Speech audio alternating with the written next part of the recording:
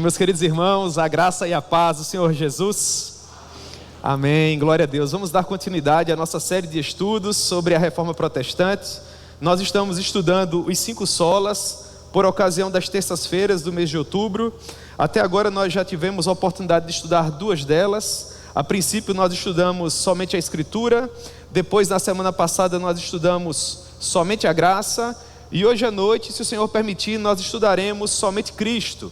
E para tanto eu gostaria de convidar você a abrir a sua Bíblia comigo no Evangelho de Mateus, no capítulo 27, e nós estaremos fazendo a leitura da palavra do Senhor a partir do verso 45. Evangelho de Mateus, capítulo 27, versículo 45.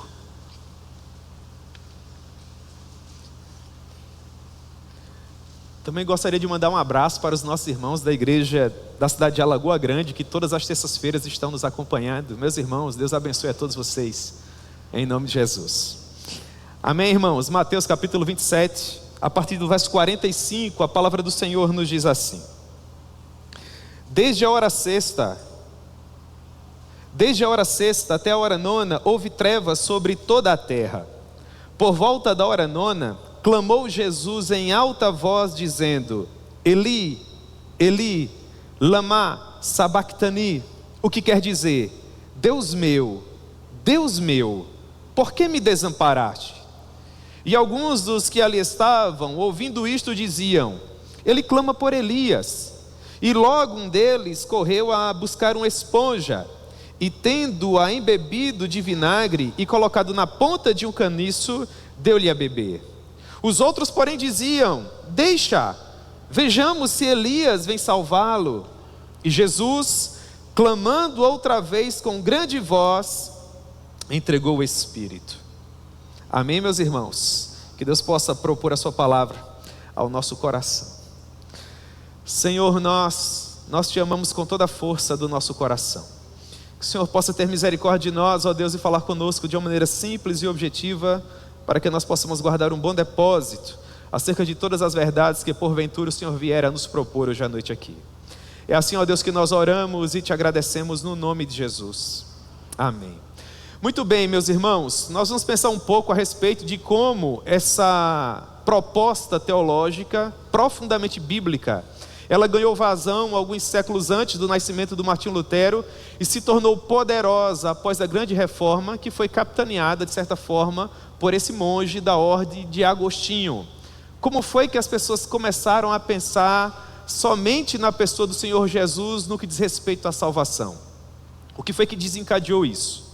No primeiro momento, eu gostaria de pensar um pouco com vocês a respeito da importância do Messias, da importância da mensagem da cruz ensanguentada. Nós vamos partir do pressuposto bíblico, nós vamos partir da nossa amada doutrina apostólica, para depois compreendermos como nós nos desviamos desse bom caminho e a maneira como Deus se utilizou de reformadores como o Martinho Lutero para fazer com que essa teologia sadia, ela voltasse à baila da discussão teológica e viesse a nortear os nossos púlpitos e naturalmente a nossa fé, porque é isso que as Escrituras professam.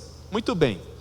Nós aprendemos, meus amados irmãos, sobretudo estudando as cartas do apóstolo Paulo, que para valorizarmos aquilo que Cristo Jesus fez por nós na cruz do Calvário, a princípio nós precisamos saber por que foi que ele precisou morrer, por que foi que ele precisou sangrar. E para valorizarmos o sacrifício vicário do Senhor Jesus, nós precisamos voltar muitos milênios no tempo, à época do Jardim do Éden, quando o Senhor Deus, de uma maneira graciosa, entrava em acordo com o homem, para que dessa maneira o homem pudesse glorificá-lo.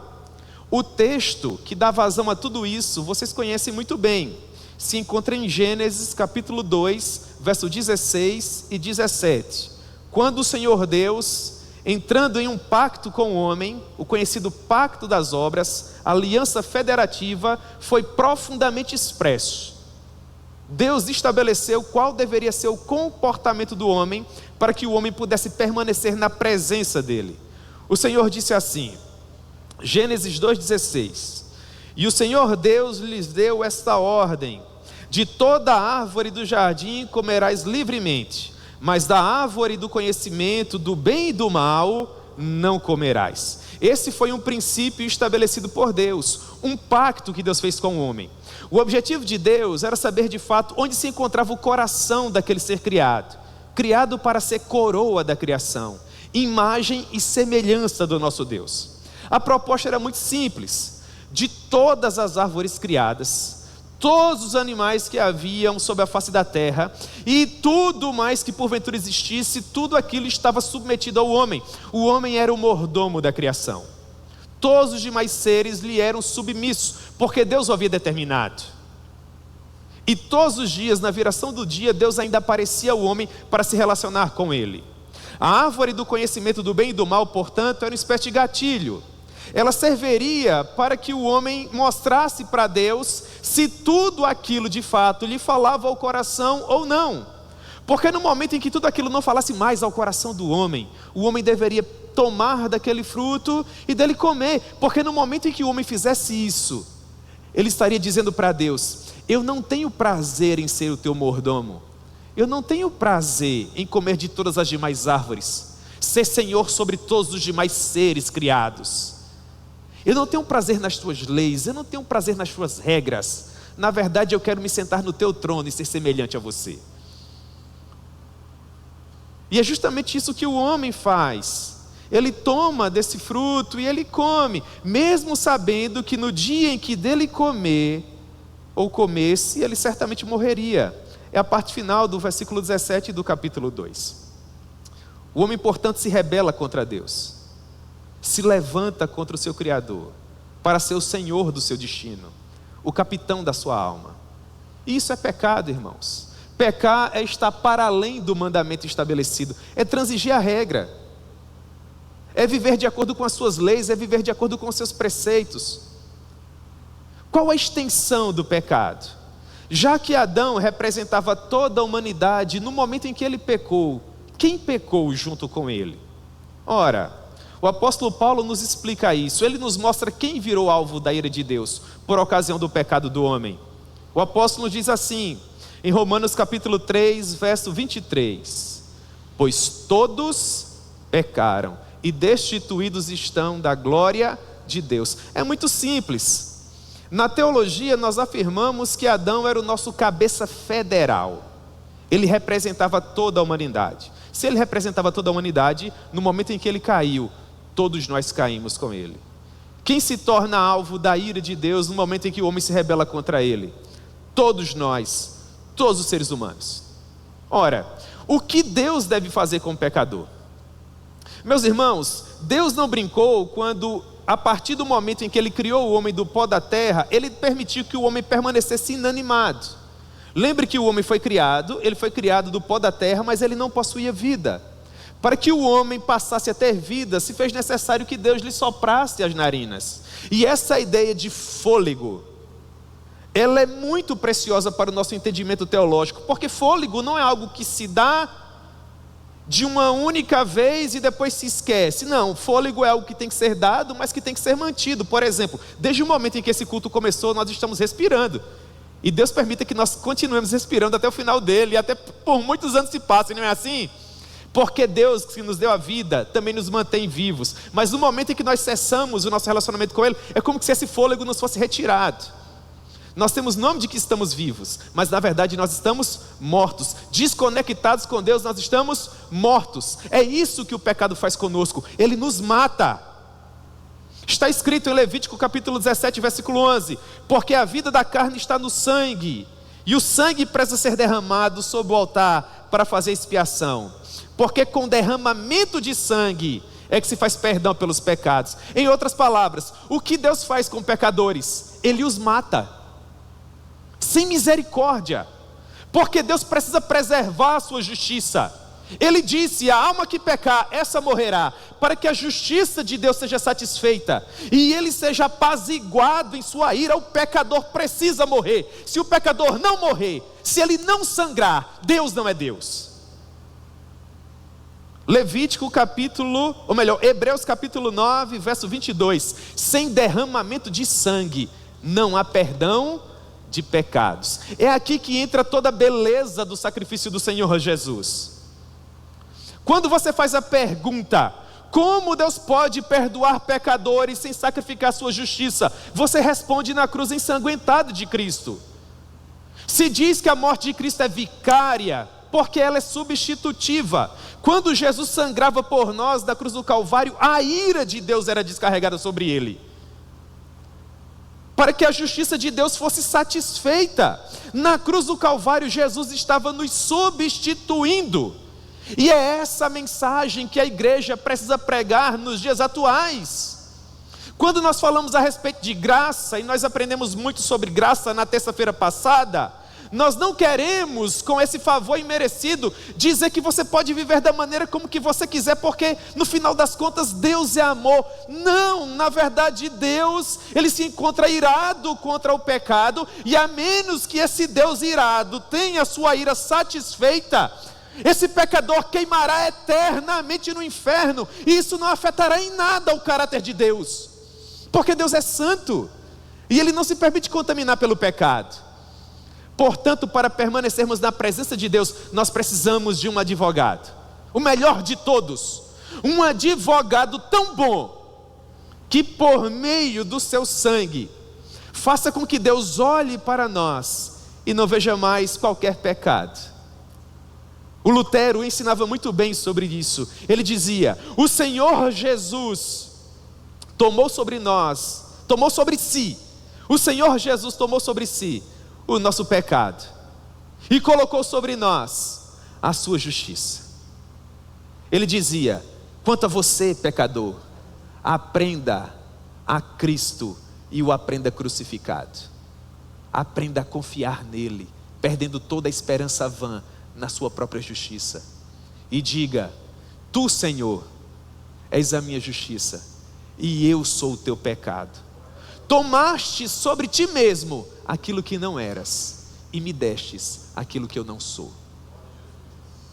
Você consegue perceber isso? Imputação é a justiça de Cristo colocada sobre o pecador, para que ele possa viver. O João Calvino dizia algo muito bonito a respeito da justiça de Cristo. Você lembra quando Jacó, para enganar Isaac, vestiu a roupa de Esaú?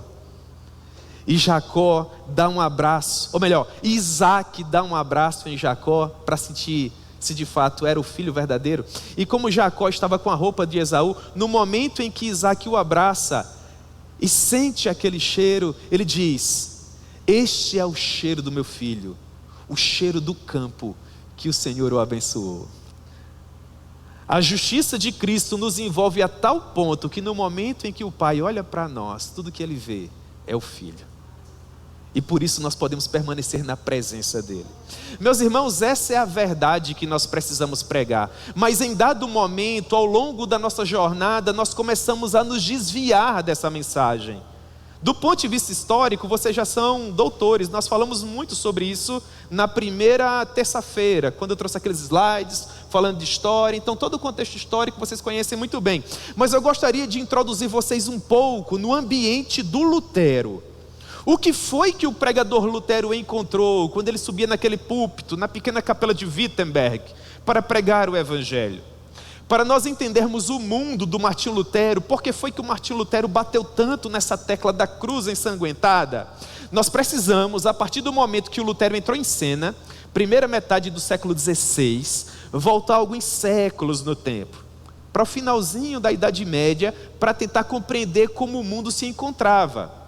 Então nós vamos analisar apenas quatro aspectos, de como se encontrava o mundo, para tentar compreender a cosmovisão do Lutero, a ideia de mundo que Lutero tinha, o que era que ele queria reformar, porque ele é chamado reformador, porque ele pregava sobre a cruz ensanguentada de Cristo.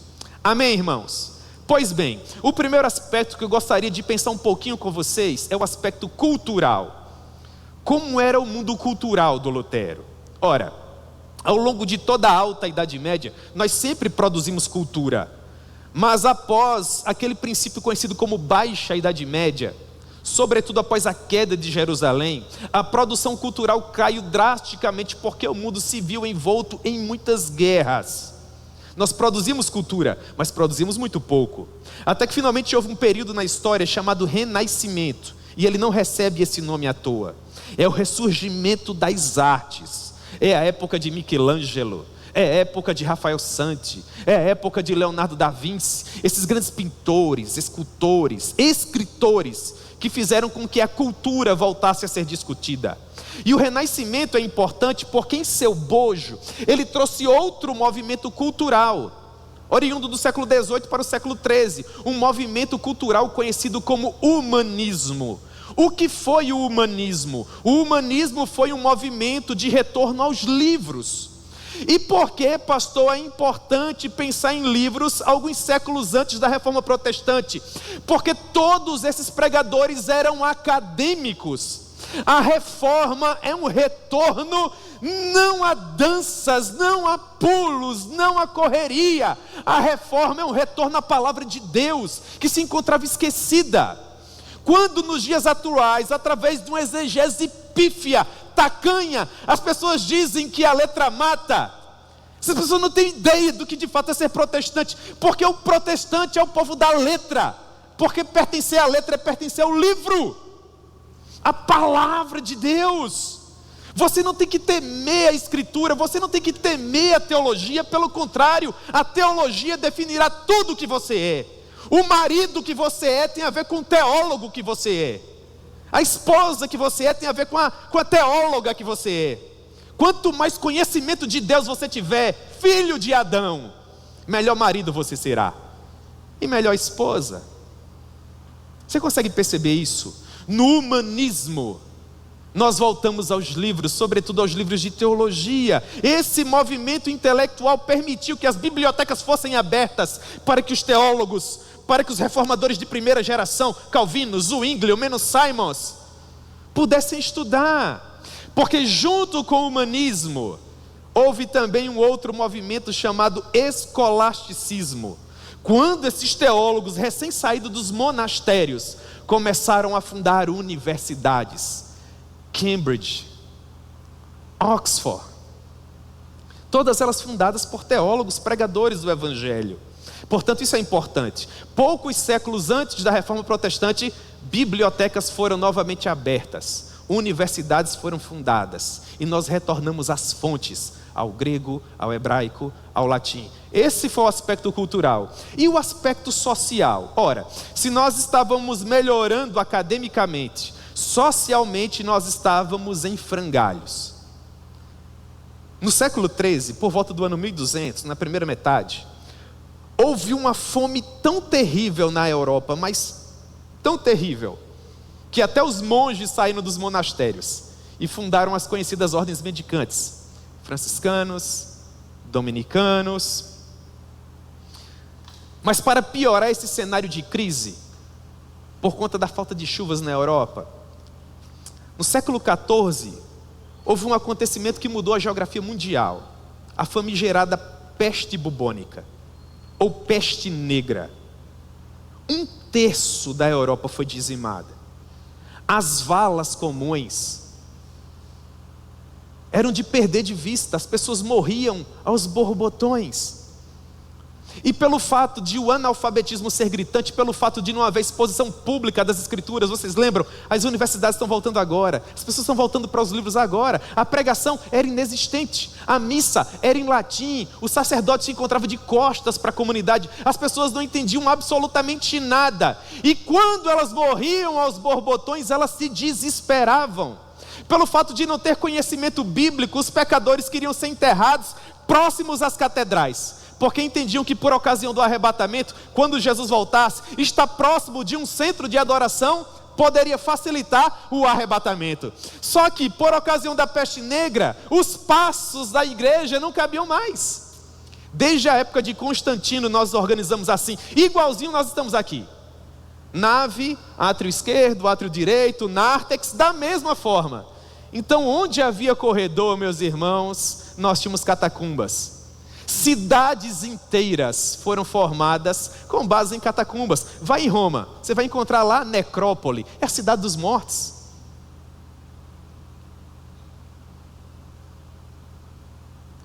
Foi aí que surgiram os cemitérios, fazia-se uma capelinha, as pessoas eram enterradas ao redor. As pessoas temiam a morte, se desesperavam em pensar nela. Entes queridos morrendo. 30 anos antes da reforma, nesse cenário atroz, fome matando as pessoas, peste negra, uma situação terrível. Cerca de 30 anos antes da reforma, Inocêncio VIII expediu uma bula, a Summus Desiderantes, em que ele designava dois frades dominicanos, a empreender um verdadeiro extermínio daquilo que eles chamavam de bruxaria. Esses dois frades se reuniram, escreveram um livro chamado Maleus Maleficarum, ou Martelo das Bruxas, Martelo das Feiticeiras, porque eles entendiam que essa fome e que essas pestes eram um produto da bruxaria. Esses dois frades saíram pelo mundo e mataram pelo menos 30 mil moças. Há quem diga que o número é muito maior. As mocinhas ruivas naquela época, sabe o desenho animado da mocinha com o nariz pouco maior, com a verruguinha na ponta, aquele chapeuzinho pontudinho para trás dos desenhos de quando nós éramos crianças? É tudo dessa época aqui, irmãos. Lembra do exemplo do gato preto que eu dei naquela pregação? Esse momento aqui. As moças desesperadas, seus pais temiam pelas mortes das suas filhas. Esse era o cenário social. Medo, desesperança, desassossego, não havia paz. E quanto ao cenário político? Ora, o cenário político era tão desesperador quanto. No 7º século depois de Cristo, um mercador árabe chamado Maomé, por volta do ano 610, diz ter tido uma revelação em que o anjo Gabriel lhe confiava alguns versos. Esse homem recebe esses versos. Ele diz que esse anjo o havia mencionado como o grande líder da próxima religião monoteísta mundial, já que, segundo ele, o judaísmo e o cristianismo haviam se desvirtuado. E cerca de 12 anos depois, em 622, aquilo que outrora foi uma visão, agora já era um livro. É o contexto para a produção do Alcorão, 622. Em 622, nós já estávamos dentro dos mosteiros há 2 séculos. A igreja, os grandes pregadores se enclausuraram no final do 5º século. Então perceba, os melhores pregadores, as mentes mais brilhantes da igreja estavam trancados aonde? Nos mosteiros. Enquanto uma nova religião monoteísta estava surgindo para ocupar os espaços outrora ocupados pela igreja cristã. O Islã começa a se expandir em suas ordens missionárias em 622. Em 720 eles já haviam conquistado todo o mundo conhecido e já estavam na França. Só não conquistaram a Gália, que é a atual França, e a antiga Bretanha, que é o atual Reino Unido, porque o que restou da igreja se reuniu para promover um homem, Carlos Martel, que em 722 lutou contra o sultão Abubakar e o venceu, quando ele já estava prestes a conquistar a França. Mas todo aquele mundo do Senhor Jesus, do apóstolo Paulo em suas viagens missionárias, tudo aquilo se perdeu. Nós perdemos Jerusalém, o cálice de Tontiá, a cidade do grande rei. Toda a cristandade, você lembra do Agostinho no 4º século? Você lembra da geração favorita do pastor aqui, os nossos pais capadócios? Gregório de Nissa, Gregório de Nazianzo, Basílio Grande, perdemos tudo. Tudo. Permanecemos com a França e com parte da Inglaterra. A situação era caótica. Para tentar reconquistar o mundo, nós tivemos o conhecido período das cruzadas. Elas duraram séculos, do século XI até o século XIII. Nós perdemos Jerusalém, irmãos, e só reconquistamos no século XII, com o famoso Ricardo, coração de leão, príncipe inglês. E depois a perdemos mais uma vez com Saladino. Você assistiu Cruzada? Pois é, aquele filme é bem real aos fatos históricos. Esse é o cenário político. A igreja tinha perdido 2/3 do mundo, desacreditada. Agora que nós estávamos reabrindo as universidades, pensando nos livros, tentando retomar tudo isso. E quanto ao cenário religioso? Ora, sem Jerusalém e os grandes centros da fé, restava a cidade de Roma. Roma precisava ser fortalecida, mas Roma não tinha um grande centro para a expansão do cristianismo. Nós precisávamos de algo para nos soerguer culturalmente, socialmente, politicamente. O Papa da época era o conhecido Leão X. Então Leão X teve uma grande ideia: construir uma catedral que reunisse mais uma vez toda a opulência do cristianismo e todo o poder. Leão X, ele queria fazer tudo aquilo que os papas anteriores a ele não conseguiram: unir as suas grandes espadas, ou as duas espadas, a espada religiosa e a espada temporal. E isso seria possível se ele construísse aquilo que era a grande paixão da sua vida: a Basílica de São Pedro. Por que ele queria construir essa grande catedral? Vocês lembram? Nós perdemos Jerusalém. As pessoas estavam desesperadas à procura de orientação. A fome campeava. Os tentáculos sombrios da peste bubônica ainda traziam o seu poder por toda a Europa. As pessoas temiam serem recrutadas para as cruzadas, que poderiam surgir novamente a qualquer momento. O mundo estava um verdadeiro caos. Todos estavam à procura de salvação. Então Leão X teve uma ideia extraordinária: construir a basílica e unir todo o mundo sob a bandeira católica, para que a partir de Roma todo mundo fosse regido mais uma vez. Contudo, para construir essa basílica ele precisava de recursos. É nesse momento que ele une o útil ao agradável. Em que sentido, irmãos? Como foi que ele uniu o útil ao agradável? Porque o medo e a falta de conhecimento fez com que uma geração de pessoas que outrora pouco se importava com o aspecto espiritual da sua vida, finalmente acordasse. As pessoas queriam aliviar o medo da morte, as pessoas queriam aliviar o medo do além, as pessoas queriam ver o mundo mais uma vez governado pelo Deus de amor. Porque o que governava o mundo a esse momento era: se roubar, perde a mão direita; roubar mais uma vez, perde a esquerda. Se aparecer parte do rosto da moça, essa moça é desfigurada. E essa lei permanece até hoje. Então é melhor uma outra lei que diz: se alguém te bater na face direita, oferece a esquerda. Se alguém te tomar a túnica, oferece também a capa. Se te constranger a caminhar 1 milha, caminha com ele 2. Não ame apenas aqueles que te fazem bem, ame também os seus inimigos. Essa sim extraordinária, sim ou não? As pessoas queriam um lenitivo para suas almas, um bálsamo para o seu coração. Então nesse momento a igreja da época começa a se organizar para atender essa demanda. Houveram mecanismos para tentar fazer com que as pessoas encontrassem finalmente paz. O primeiro mecanismo foi o flagelo. Como as pessoas não sabiam ler, como não tinham acesso às escrituras, como a missa era em latim, como elas morriam a todo tempo, irmãos, os bebês praticamente não se criavam. A mortandade infantil era absurda. As pessoas tinham dezenas de crianças para criar 2 ou 3. Desespero total. O que as pessoas faziam? Elas se cortavam. Desesperadas por paz para o seu coração, espalhavam milho no chão, dobravam seus joelhos em cima para se cortar, se lanceteavam, faziam réplicas da cruz, andavam o mundo inteiro ajoelhadas. Desespero total. Outros preferiam um outro movimento que surgia nessa época, as famigeradas indulgências. Serviam para aplacar o desassossego do seu coração. Se você tivesse 2 ou 3 moedinhas, você as entregava e você recebia uma indulgência.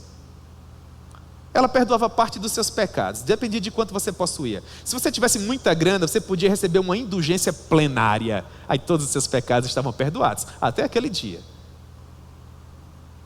Haviam as peregrinações, a veneração às relíquias, partes da cruz em que o Redentor foi crucificado, crânios de João Batista, pontas dos pregos que atravessaram as mãos e os pés do Senhor Jesus estavam espalhados por toda a Europa. O Santo Sudário, aquele mítico lençol que cobriu o corpo do Senhor Jesus quando ele havia morrido, haviam inúmeros. As pessoas queriam comprá-las, venerá-las. Este circuito, irmãos, destituído de qualquer arrependimento, de qualquer mudança de vida, desencadeou um mercado poderosamente lucrativo. Para ter acesso ao sacerdote, você primeiro precisava se credenciar. Você fazia um pagamento. um pagamento prévio.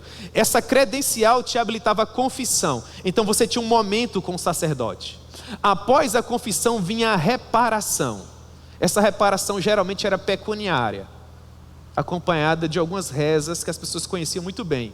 Só então vinha a abolição. Para você ter uma ideia, o imperador Carlos V, quando estava prestes a morrer, deixou 30 mil missas pagas. Henrique VIII da Inglaterra, você lembra do Henrique VIII, que casou com Ana Bolena após se divorciar da Catarina de Aragão? E que sem querer fomentou toda a reforma na Inglaterra? Pois é, ele ouviu o exemplo do Carlos V, pagou 30 mil missas. Sabe o que foi que o Henrique VIII fez? Pagou missas enquanto existisse o mundo. Enquanto nós estivermos sobre a face da terra. Quanto é para orar pela minha alma, para sair do purgatório? Cometeu muitos pecados, irmãos. A Bíblia não era regra de fé e prática. Não tinha sido traduzida para a língua do povo. As pessoas não sabiam ler. Não havia pregação na igreja, irmãos. Que cenário desesperador. Que cenário terrível. Como a genuína doutrina bíblica deixou de ser pregada, boa parte dos símbolos de fé também perderam espaço nas mentes e nos corações das pessoas. E um dos símbolos que se tornou mais desacreditado nessa época foi a cruz. A cruz era colocada em todo lugar, desde a sala do pároco até a sala da taberna. Não passava de um amuleto, de um símbolo místico. Aquilo que outrora era motivo de paixão e orgulho, à época da reforma era um símbolo completamente desacreditado. Por quê? Porque as pessoas deixaram de falar a respeito do cordeiro que sangra, do cordeiro que retira o pecado do mundo. Meus irmãos, se nós nos dias atuais deixarmos de pregar a respeito do Jesus que sangra, não se enganem, tudo voltará da mesma forma ou ainda pior. Porque no momento em que nós deixamos de falar de um Jesus que sangra na cruz, para amenizar a mensagem, para que o pecador não se sinta chocado, nós deixamos de apresentar o Cordeiro de Deus que retira o pecado do mundo, e passamos a apresentar um filósofo, um erudito, um homem que caminhava com desenvoltura pelos corredores do saber humano, tudo o que a geração atual deseja. Um evangelho que não confronte, que não denuncie o pecado, que não ataque o nosso ego. Mas não é isso o evangelho, irmãos. Porque quando nós nos livramos da cruz, o Cristo da cruz também é abandonado. E quando isso acontece, a igreja fica desfigurada. Ela perde toda a sua virtude, ela perde todo o seu poder. Um teólogo presbiteriano que agrega muito à minha vida, o Herman Ridderbos, ele diz o seguinte: o Cristo crucificado está no centro da Sagrada Escritura, de modo que tudo que vem antes é preparação para a cruz, e tudo que vem depois são meros desdobramentos daquilo que aconteceu naquela sexta-feira de Páscoa em Jerusalém. Os braços da cruz se estendem por tudo que vem antes e vem depois. A cruz é o ponto mais alto. E é justamente nesse ponto que reside toda a obra extraordinária realizada pelo Senhor Jesus. Todo aquele rito sacrificial do Antigo Testamento, aqueles animais que eram sacrificados pelos sacerdotes judeus pela manhã e à tarde, tudo aquilo apontava para a cruz, irmãos. Tudo aquilo apontava para aquela sexta-feira da paixão, em que o Deus Pai veria o Deus Filho morrer, para na morte do Deus Filho os nossos pecados finalmente serem perdoados, e nós precisamos valorizar isso. O apóstolo Pedro diz assim: entendam que não foi mediante coisas corruptíveis, como prata ou ouro, que vocês foram resgatados do vosso fútil procedimento, que vossos pais vos legaram, mas pelo precioso sangue, como de um cordeiro sem defeito e sem mácula, o sangue de Jesus. Ainda nos dias atuais, pouco mais de 2000 anos depois, nós ainda precisamos dizer os versos 45 e 46 do texto que lemos: desde a hora sexta, a hora nona, houve trevas sobre a face da terra. Por volta da hora nona, 3 horas da tarde, meus irmãos, Jesus sangrou das 9 horas da manhã até as 3 horas da tarde. Por volta da hora nona, clamou Jesus em alta voz dizendo: Eli, Eli, lama sabachthani. E o que quer dizer? Deus meu, por que me desamparastes? Essas trevas que estavam sobre a cabeça do Senhor Jesus, elas simbolizavam o nosso pecado, a ira de Deus ali representada, de modo que Jesus, como nosso substituto, sofreu a mais intensa agonia, uma dor e uma solidão indescritíveis. Mas por que tudo isso? Por que Jesus teve que morrer dessa maneira tão cruel? Porque a ira de Deus precisava ser satisfeita. Nós não temos ideia de como Deus é santo, irmãos, de como Deus é puro. Se nós tivéssemos algo dessa sublimidade, dessa compreensão, nós teríamos melhores ferramentas para compreender o desespero em que essas pessoas antes da reforma se encontravam. Porque nos dias atuais, quando nós temos um conhecimento tão robusto, pregadores excelentes, livros dos mais extraordinários, há momentos em que nós nos sentimos tão desamparados, por conta de lutas que nos assaltam, problemas que nos visitam, necessidades que batem à nossa porta, e nós somos uma geração tão bem servida. Imagine essa época, de valas comuns, de bebês que não se criavam, de sacerdotes que se vendiam, de terrenos nos céus que eram vendidos, de pecados que eram perdoados por dinheiro e não com sangue. Que desespero! Meus amados irmãos, eu quero dizer algo muito importante para vocês. Se o Evangelho de Jesus Cristo é a mensagem mais importante que um ser humano precisa ouvir, o pregador do Evangelho é a pessoa mais importante do mundo. Porque quando o Evangelho deixa de ser pregado, irmãos, o caos impera. O Evangelho é o sal que não permite que o mundo apodreça. O Evangelho é a luz que não permite que o mundo se torne todo ele trevas. Deixar de pregar o Evangelho da cruz é o mesmo que destruir a igreja, visto que sem a cruz ensanguentada, nós permanecemos em nossos pecados, e a ira de Deus permanece sobre nós. O clímax do Evangelho, meus irmãos, é a mensagem da cruz. Porque o clímax da vida do Senhor Jesus é a cruz. O clímax, o ponto mais alto da vida do Senhor Jesus não foi quando ele foi concebido por obra do Espírito Santo no ventre da Virgem, ou quando ele nasceu, ou no momento em que ele foi circuncidado ao 8º dia. O clímax da vida de Jesus não é quando ele explica a lei aos doutores com 12 anos. O clímax da vida dele não é quando ele inaugura o seu ministério transformando água em vinho, ou no momento em que ele é batizado e nós temos a Santíssima Trindade ali personificada, ou no Monte da Transfiguração. Não, irmãos, o ponto mais alto da vida do Cordeiro é quando ele sangra. Se Jesus tivesse libertado cativos, trazido vista aos cegos, se Jesus tivesse ressuscitado os mortos e não tivesse sangrado na cruz, ele teria falhado. É por isso que nós precisamos falar a respeito da morte dele, porque ele é digno disso. Foi para isso que ele nasceu para sangrar. A igreja deve isso a ele. Falar a respeito dessa verdade, ele deve ser conhecido e adorado na cruz, porque todo o seu favor e graça são dispensados ao pecador quando ele se esvai, gota a gota, naquele madeiro.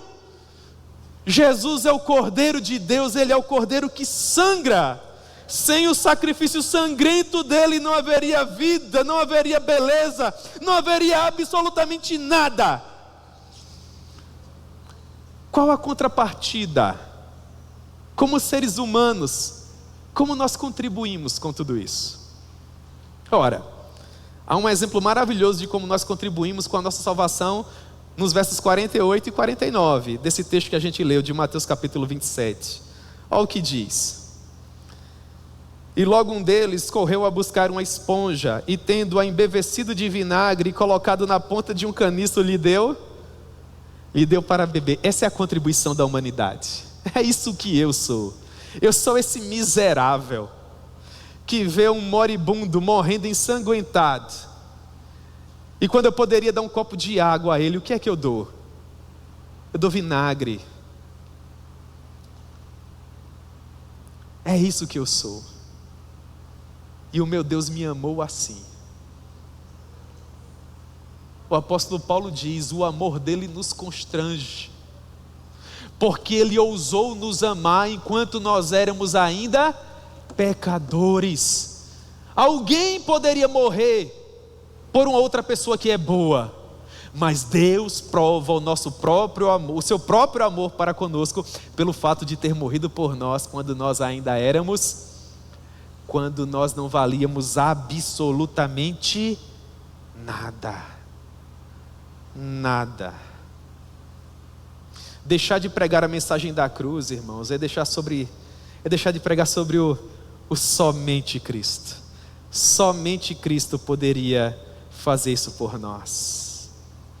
Portanto, ele tem que ser pregado dessa maneira. Nós precisamos pregar o evangelho hoje de tal forma que as pessoas consigam ver as marcas dos cravos nas mãos e nos pés dele, o seu lado aberto pela lança do pretor romano, a sua cabeça depauperada pelos espinhos, se esvaindo gota a gota, de modo que o pecador possa olhar para esse cenário e finalmente poder dizer: isso foi por mim. Este é o meu Deus. Ninguém me ama como Ele.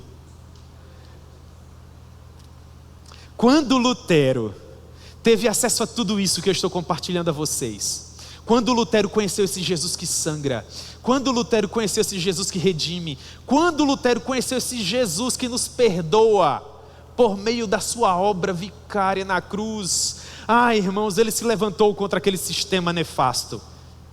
E ele se levantou como um verdadeiro pregador do evangelho, como um verdadeiro pregador da verdade.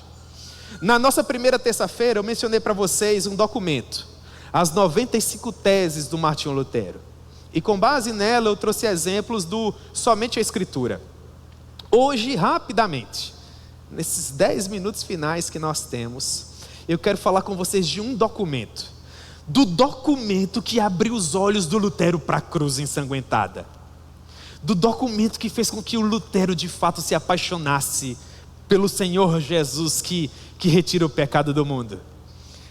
Esse documento foi escrito em maio de 1518 e ficou conhecido como Controvérsia de Heidelberg. Se você puder ler um dia, leia. É fenomenal. Foi quando Martinho Lutero estava nesse debate, inserido nessa controvérsia, que um grande teólogo muito conhecido aqui no Brasil se converteu, um jovem chamado Martin Butzer. O Martin Butzer era aluno, catedrático, novinho, e via quando Lutero atacava as escadas da glória da igreja da época, a maneira corrupta com que os sacerdotes negligenciavam a genuína fé. E o Martin Butzer ficou maravilhado com aquilo. Recebeu a Jesus como Salvador e escreveu uma história linda, a ponto até de desafiar a famigerada Blood Mary, a Maria Sanguinária, rainha da Inglaterra. Mas isso é assunto para um próximo episódio. O que é que o Lutero vai dizer na controvérsia de Heidelberg? Que há uma escada que liga o homem a Deus, e essa escada se chama Jesus. Ele diz que o símbolo dessa escada é aquela visão que Jacó teve quando ele se encontrava no deserto. Aquela escada que ligava a terra ao céu, em que os anjos subiam e desciam. Essa é a escada. Mas a igreja católica da época estava substituindo a escada da cruz, o único caminho, a única verdade, a única vida, que é o Senhor Jesus, por uma verdadeira torre de Babel. Uma escada que tentava trazer glória para o homem. O que é a torre de Babel? A torre de Babel é a tentativa frustrada de construir o nosso próprio caminho, de sermos os senhores do nosso destino, de dizer: eu faço o que eu quero, da maneira que quero, eu vou construir a minha própria escada, subirei aos céus e serei semelhante ao Altíssimo. O que o Lutero percebeu? Que na escada da cruz, na escada do sangue, Deus vem até o homem e o salva graciosamente, sem que esse homem faça nada para merecer isso. Na escada da glória, o homem não quer abrir mão do seu orgulho, o homem não quer abrir mão da sua altivez. Não é da maneira como Deus quer, é da maneira como Ele quer. O púlpito deixa de ser o centro e o ego do homem passa a ser o centro. Na escada da glória, na torre de Babel, daquela igreja corrupta da época, Cristo era substituído como único mediador, e o dinheiro era colocado no lugar.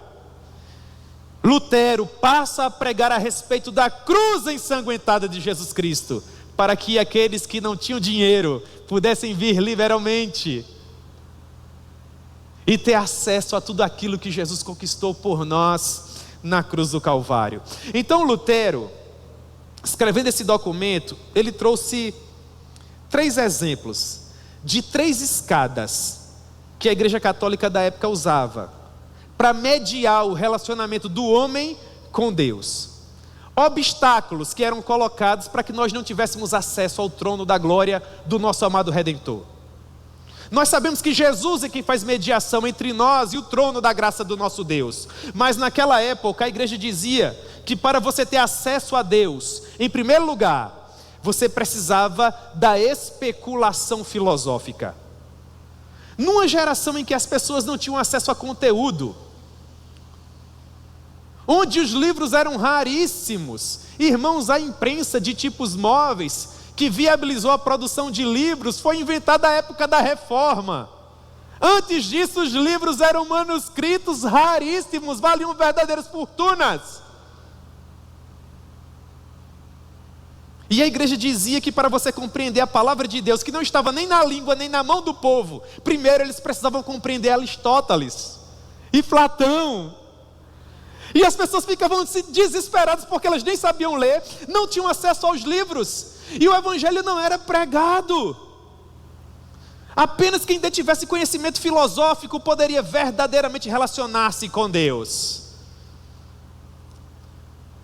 Lutero escreve 18 teses contra isso. Fora com a especulação filosófica, e que triunfe a cruz, e que as pessoas venham pela cruz. Tudo que as pessoas precisam saber, irmãos, é que ele sangrou, e que se você se apropriar dessa verdade com toda a força do seu coração, dizendo: Tu, Senhor, é o meu pecado, ou melhor, eu, Senhor, sou o teu pecado e tu és a minha justiça, faz por mim aquilo que eu não posso fazer por mim mesmo, permita que o teu sangue perdoe o meu pecado. Lutero ensinava isso ao povo. Hoje esse impedimento pode ser visto naquilo que nós chamamos de liberalismo teológico, quando falsos teólogos trazem para o seio da igreja teorias vazias como o existencialismo, o marxismo cultural, o comunismo, e implementam uma série de coisas que não possuem qualquer relação com a palavra de Deus. Primeira escada que Lutero destruiu: fora com as especulações filosóficas. Somente Cristo é suficiente. Somente Cristo é suficiente. Ele repetia no final das suas teses: somente Cristo é suficiente. Vocês percebem a ponte? Há toda uma construção histórica. Lutero faz uma leitura da sua época, ele percebe o erro que é produto dessa construção, e ele acalenta o coração dessas pessoas dizendo: confiem apenas em Cristo. Segunda escada que Lutero faz cair por terra era a conhecida escada das boas obras. As boas obras eram muito valorizadas na Idade Média, sobretudo por conta das ordens mendicantes.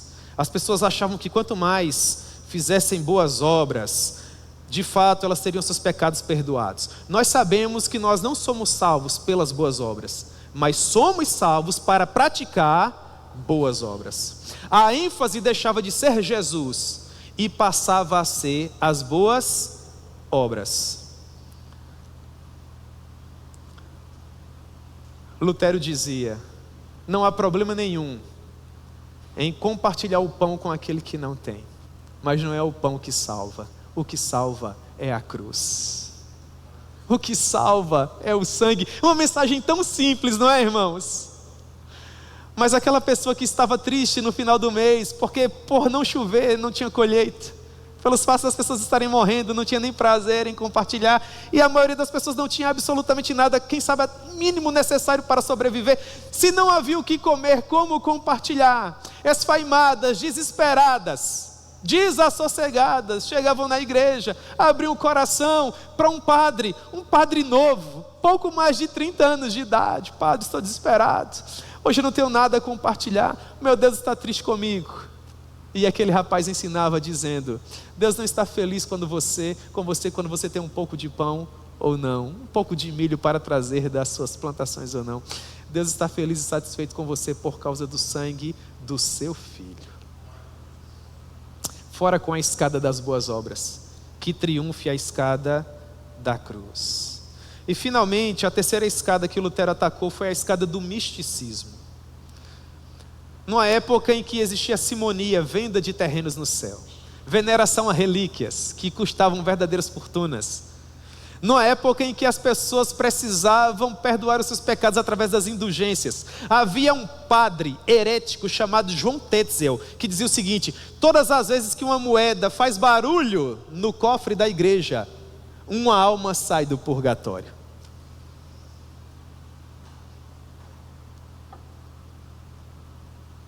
Lutero dizia: se o Papa tem poder de libertar uma alma do purgatório quando uma moeda cai no cofre, por que ele não faz isso por amor? Que coragem, irmãos. Que beleza. Há tantas pessoas que estão prestando um verdadeiro desserviço à igreja quando tentam restaurar essas antigas heresias que há pouco mais de 500 anos foram tão veemente combatidas.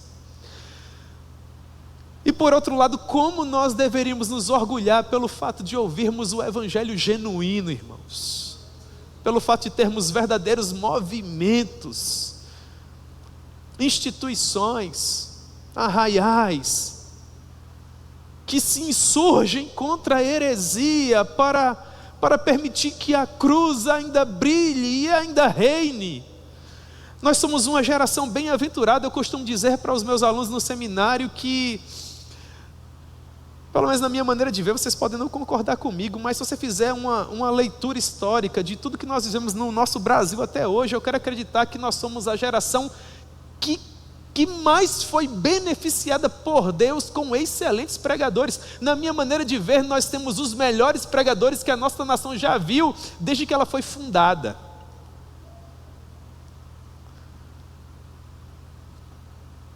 Nós somos bem-aventurados porque nós somos o povo do livro. Ninguém mais pode nos enganar. Foi-se essa época. Nós agora sabemos de onde nós saímos, onde nós estamos e para onde nós vamos. Nós somos livres. O Senhor Jesus nos libertou. E quando após essa libertação nos prenderam, verdadeiros heróis foram levantados para, com base na palavra de Deus, nos libertar. Homens que não temiam nada senão o pecado e que não amavam mais nada senão o Senhor. Homens dos quais o mundo não era digno. Meus irmãos, se através da vida de um padre Deus revolucionou o mundo, o que é que Deus não pode fazer através da vida de milhares de pessoas que ousem servir a Ele com toda a força do seu coração?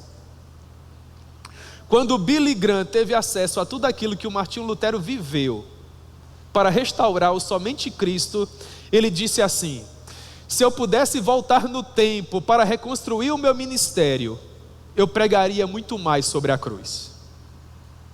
E Billy Graham foi um grande homem de Deus. Há até um documentário sobre ele no Prime Video, depois assista. Se você for emocionado como eu, você vai chorar. Certa vez chamaram Charles Spurgeon de príncipe dos pregadores. E alguém perguntou para ele, porque no entendimento dele ele havia recebido esse apelido, essa alcunha. Ele disse assim: talvez seja pelo fato de que, não importe qual texto das Sagradas Escrituras o Senhor me propõe ao coração para pregar, eu pego esse texto e a partir dele eu traço uma linha direta até a cruz. Até a cruz, irmãos. Nós somos o povo que prega a cruz ensanguentada de Jesus Cristo. A cruz ensanguentada de Jesus Cristo. Vamos fazer 4 aplicações e orarmos. Amém? Primeira aplicação, meus irmãos, o que nós aprendemos? Com o cenário histórico, cultural que nos foi apresentado e com o posicionamento do Martinho Lutero, escrevendo o seu tratado em Heidelberg sobre os erros da igreja, a escada das especulações, a escada das boas obras, a escada do misticismo. O que nós aprendemos com Lutero, que pregava somente Cristo? Em primeiro lugar, nós aprendemos que a cruz é suficiente. A cruz é suficiente, irmãos. Fora com o misticismo, com o legalismo, com as especulações, a cruz é suficiente. O Lutero dizia: Deus não encontra o homem em pompa e glória. Deus não encontra o homem em luxo, como as escadas pífias da igreja da época estão nos sugerindo. Pelo contrário, Deus encontra o homem em fraqueza e em derrota. Ele é conhecido por nós, não na sua força, mas na sua fraqueza, não na demonstração do seu poder, mas na exibição da sua graça, quando ele sangrava por nós na cruz do Calvário.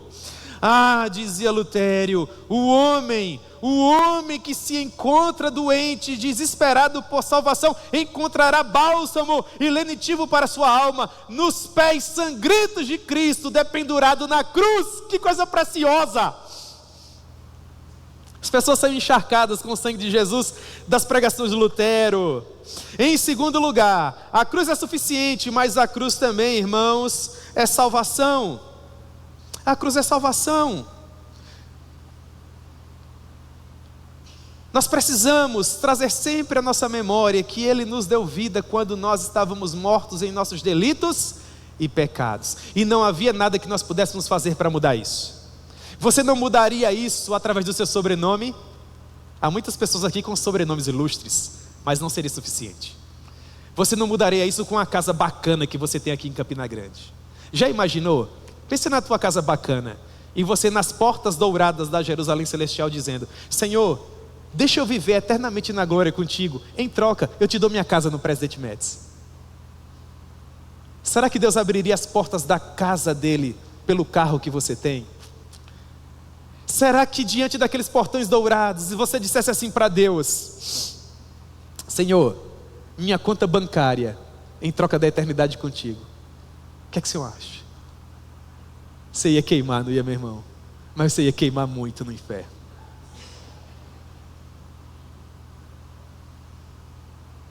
Mas há algo que faz as portas do céu se abrirem. É o sangue, irmãos. O sangue. Se banhe nele. Se banhe nele. Faça como George Whitefield, ore assim a Deus. Ele dizia isso antes de subir no púlpito para pregar: leva-me à fonte, Senhor, e banha-me nela. Não permite que qualquer área da minha vida não seja entumecida pelo teu sangue. Me lava, me banha completamente nele, Senhor. Me leva àquele púlpito tomado, ensanguentado. Ao final da minha pregação, eu quero que aquelas pessoas saiam encharcadas do teu sangue. Do sangue, irmãos. Em terceiro lugar, a cruz é o ponto mais alto. É na cruz que tudo é consumado. Não há mais nada que apanhe o nosso Deus surpreendido. Tudo que aconteceu antes da cruz era preparação para ela. Tudo que aconteceu depois são meros desdobramentos. Os historiadores aqui da igreja, irmã França não está hoje, está lá em Santa Cruz. Irmã França, um abraço para a senhora historiadora. Há outros historiadores aqui. Meus irmãos historiadores, não fiquem chateados, mas a história foi consumada na cruz.